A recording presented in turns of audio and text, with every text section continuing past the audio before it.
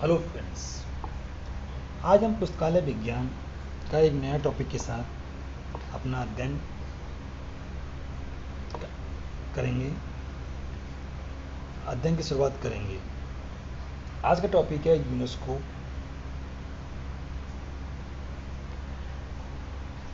Rajaram Mohan Roy library foundation, नेपलिस तथा पुस्तकालय संसाधन सहभागिता। यूनेस्को ने लाइब्रेरी के विकास में बहुत काम किया है। तो यूनेस्को की आवश्यकता क्यों पड़ी? यूनेस्को की स्थापना किसने की? ये सभी क्वेश्चन आते हैं। यूनेस्को की स्थापना यूएनओ ने की थी। यूएनओ में संयुक्त राष्ट्र संघ। संयुक्त राष्ट्र संघ की स्थापना 24 अक्टूबर 1945 को की गई।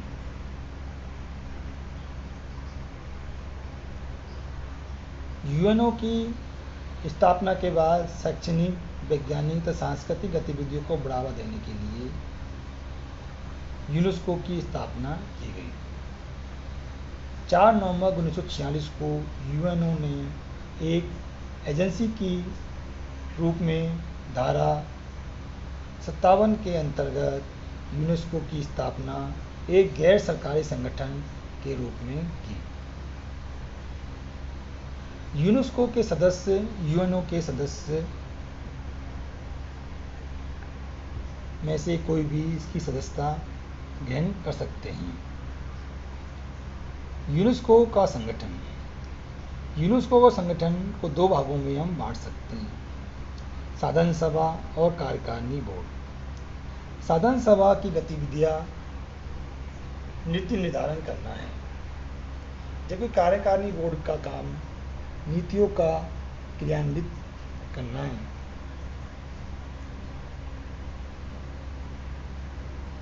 यूनेस्को के वर्तमान में महानिर्देशक ऑन्ड्रे एजुले हैं। तो एक क्वेश्चन आ जाता है इसमें, यूनेस्को के वर्तमान में अध्यक्ष कौन है? ऑन्ड्रे एजुले। ऑन्ड्रे एजुले।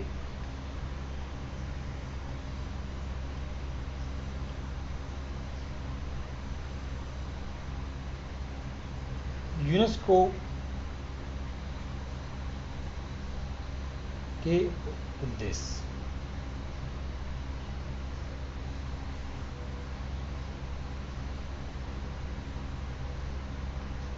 यूनेस्को के उद्देश्य,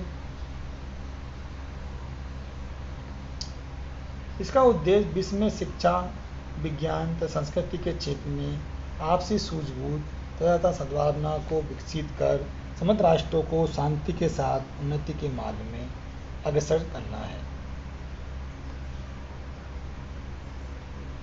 पुस्तकालय विज्ञान के क्षेत्र में पुस्तकालय तथा प्रलेखन गतिविधियों के लिए अंतर्राष्ट्रीय सूचना प्रणाली विकसित करना तथा सूचनाओं के संग्रहण, विश्लेषण एवं वितरण के हेतु हर संभव प्रयास करना इसके मुख्य उद्देश्य है।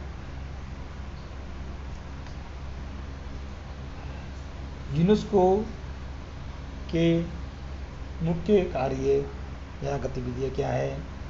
पुस्तकालय विकास संबंधी गतिविधियाँ महत्वपूर्ण है इसकी।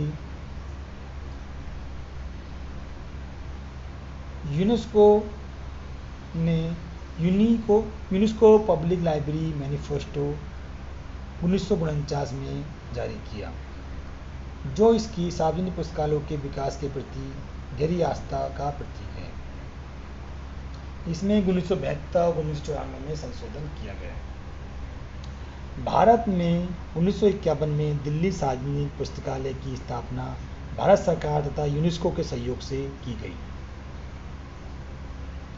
पुस्तकालय कूपन पद्धति का विकास भी यूनेस्को ने किया। पुस्तकालय कूपन पद्धति के द्वारा विश्व के किसी भी क्षेत्र में पुस्तक क्रय करने की प्रक्रिया को सरल बनाने का काम किया गया। इससे विदेशी मुद्रा विनिमय तथा कस्टम संबंधी समस्याओं का समाधान हुआ। कंप्यूटर के अनुप्रयोग को इसने प्रोत्साहित किया। विश्व सूचनाओं का अंतर्राष्ट्रीय स्तर पर आदान प्रदान किया जा सके, इसके लिए ऑनलाइन सेवाएं विकसित की गई तथा संस्थानों को इन्हें निःशुल्क उपलब्ध कराया गया।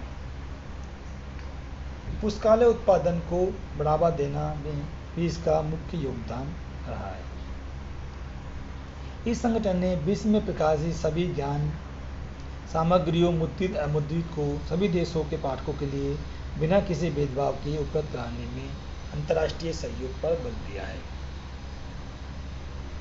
इसने 1964 में पुस्तकालय प्रकाशन कार्य को प्रमुखता से प्रदान की तथा 1972 में अंतर्राष्ट्रीय पुस्तक वर्ष घोषित कर किया। 1982 में अंतर्राष्ट्रीय पुस्तक वर्ष की 10वीं वर्षगांठ पर पुस्तकों का विश्व सम्मेलन का आयोजन किया।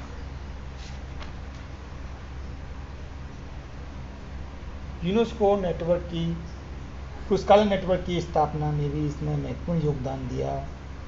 UNESCO network for distribution of scientific publication network for distribution of scientific publication की स्थापना भी यूनेस्को द्वारा की गई। यूनेस्को ने प्रलेखन संबंधी कार्य भी किया।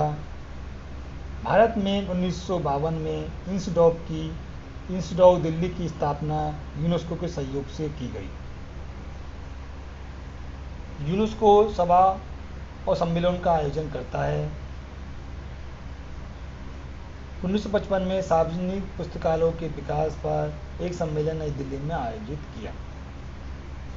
यूनेस्को ने सामान्य सूचना कार्यक्रम भी बनाया, जिसे जनरल इंफॉर्मेशन प्रोग्राम या पीजीआई के नाम से भी जाना जाता है। 1976 में यूनेस्को ने एक सामान्य सम्मेलन आयोजित किया, जिसमें यूनेस्को पीजीआई प्रोग्राम की शुरुआत की। इस कार्यक्रम का उद्देश्य विश्व समुदाय का ध्यान प्रलेखन तथा पुनर्लेखन की ओर आकर्षित करना है। यूनिसिस्ट यह यूनेस्को की एक सह परियोजना है, जिसका प्रारंभ 1973 में ICSU के सहयोग से किया। यूनिसिस्ट का पूरा नाम United Nations international scientific information system है। तो यूनिसिस्ट का पूरा नाम क्या है, ये क्वेश्चन अक्सर ऑब्जेक्टिव क्वेश्चनों में पूछ लिया जाता है। United national international scientific information system. ICU का पूरा नाम क्या है, international council of scientific union database. तथा सूचना तंत्रों का विकास में भी इसने बहुत योगदान दिया। एपनिस की स्थापना इसने की। एपनिस क्या है, Asia Pacific information network in social science, 1952 में बनाया। DARE की स्थापना भी इसने की, data retrieve system for documentation in humanities and social science. APINES की स्थापना भी इसने की। APINES science and technology policy information exchange system, 1983। UNESCO के प्रकाशन। यूनेस्को पुस्तक को प्रकाशित करता है, जिसमें library science to school children, organisation of library professionalism 1971 में प्रकाशित की गई। National and international library planning 1974 में प्रकाशित की गई। क्या, नेशनल इंटरनेशनल लाइब्रेरी प्लानिंग। बुलेटिनों में ये यूनेस्को बुलेटिन फॉर लाइब्रेरीज का प्रकाशन करता है, जो पाक्षिक या फोर्ट नाइटली अथवा 15 दिनों में प्रकाशित की जाती है। यह कॉपीराइट बुलेटिन का भी प्रकाशन करता है, जो त्रैमासिक होती है। यूनेस्को का मुख्यालय पेरिस में है।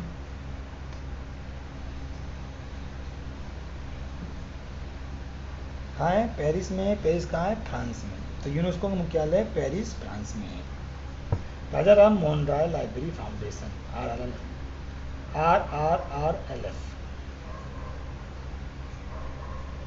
राजा राम मोहन राय लाइब्रेरी फाउंडेशन की स्थापना भारत सरकार के मानव संसाधन विकास मंत्रालय के संस्कृति विभाग के अधीन की गई है।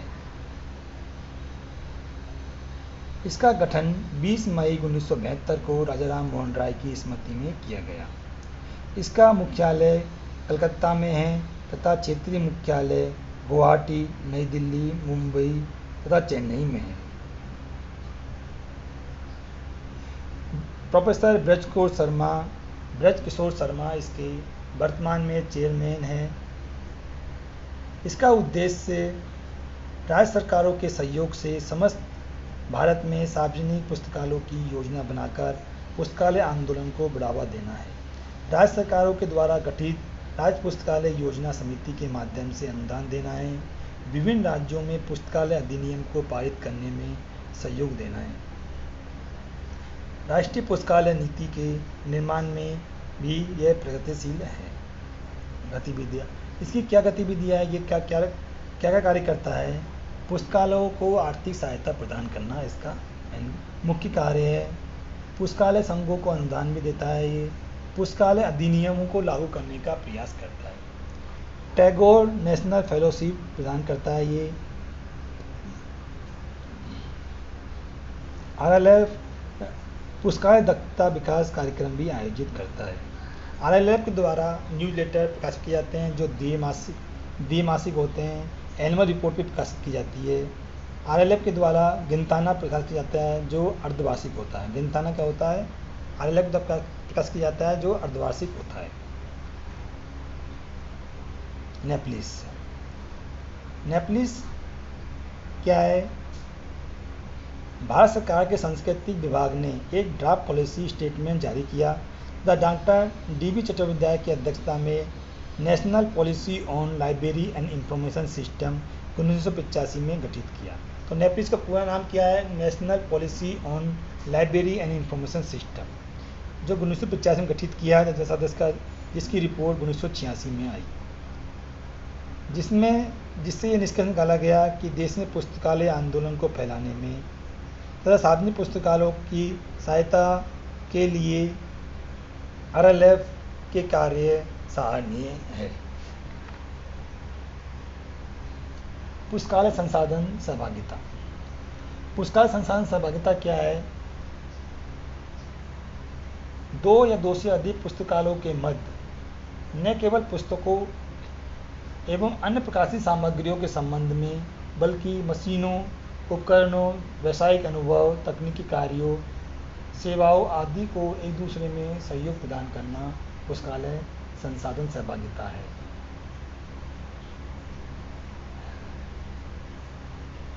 पुस्तकालय एवं सूचना विज्ञान के विश्वकोश के अनुसार पुस्तकालय सहयोग एक ऐसी प्रक्रिया है जिसके द्वारा पुस्तकालय अपने कार्यों को आपस में मिलकर करते हैं। पुस्तकालय संसाधन सहभागिता क्या है? जिसमें पुस्तकालय क्या करते हैं? अपने कार्यों को आपस में मिलकर करते हैं। इसके उद्देश्य क्या है? कम खर्च में अधिक सेवा प्रदान करना, पुस्तकालय बजट का सही उपयोग करना, समय तथा संसाधनों का सदुपयोग करना। पुस्तकालय सहयोग की आवश्यकता क्यों पड़ी? कोई भी पुस्तकालय आर्थिक रूप से चाहे कितना भी साधन संपन्न क्यों न हो,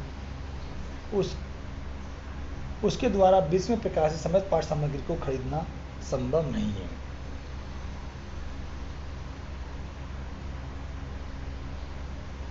सहयोग की आवश्यकता वित्त के अभाव में, संस्थान के अभाव में तथा कर्मचारी के अभाव के कारण पड़ती है।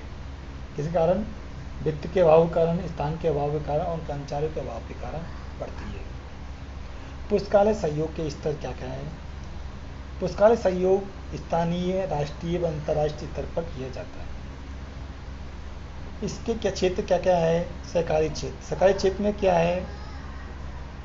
सरकारी क्षेत्र है, सरकारी भंडारण है, अंतर पुस्तकालय ऋण है, सदुपयोगी पुस्तकीकरण है, अंत पुस्तकालय कर्मचारी विनिमय है।